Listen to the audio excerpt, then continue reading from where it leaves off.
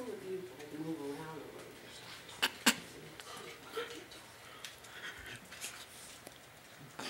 bit. Okay. After some research, I recently learned that Atlanta, a city located about 15 miles from where I live, a place that is known for being one of the top places for singles, has one of the largest aquariums, and runs the world's busiest airport, is also one of the top-ranked cities for child sex trafficking, and that victims of human trafficking are often brought to residential areas, just like yours and mine, and forced to provide sex or forced labor.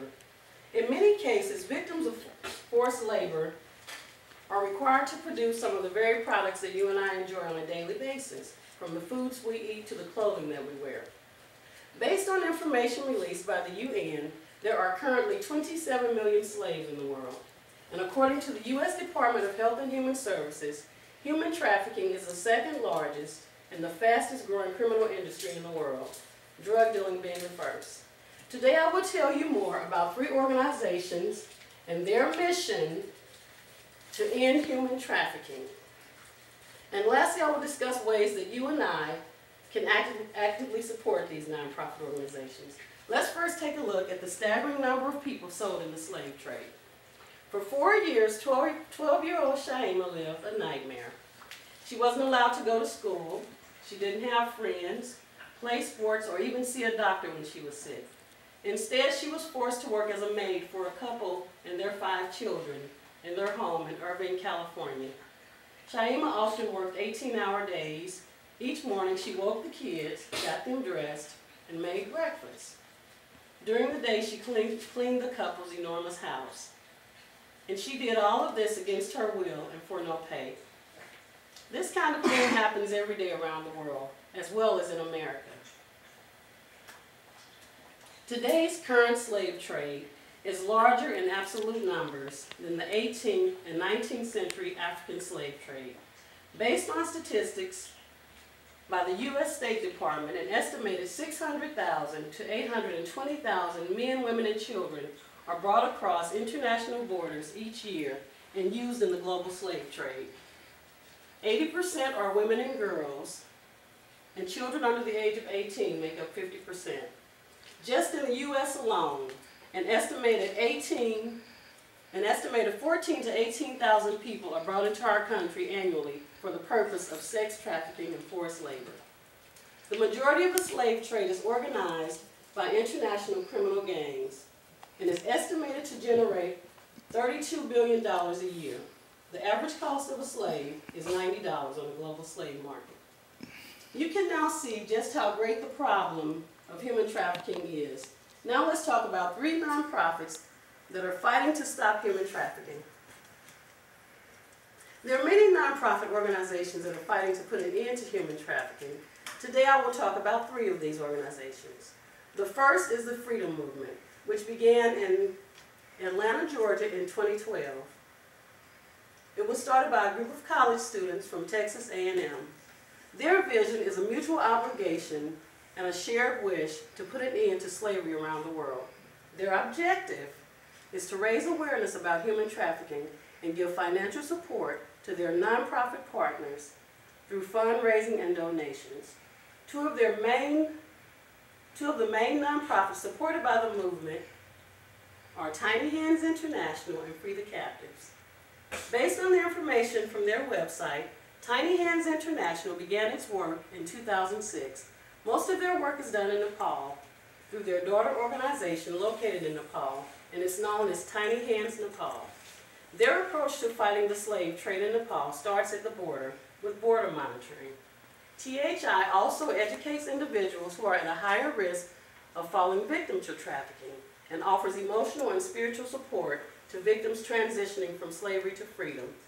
Tiny Hands International also partners with local authorities to prosecute traffickers and develop new strategies for collecting information to more effectively fight trafficking. And Free the Captives, a nonprofit organization located in Houston, Texas. They focus on stopping trafficking nationally and globally by partnering with local and international organizations, law enforcement, and various government agencies. According to their website, the primary goal of Free the Captives is to offer aftercare to victims of trafficking, prevention through education, and deterrence through decreasing the demand and focusing on buyers, and by raising awareness through the education of thousands at annual conferences and training. We've discussed 3 nonprofits that fight modern-day slavery.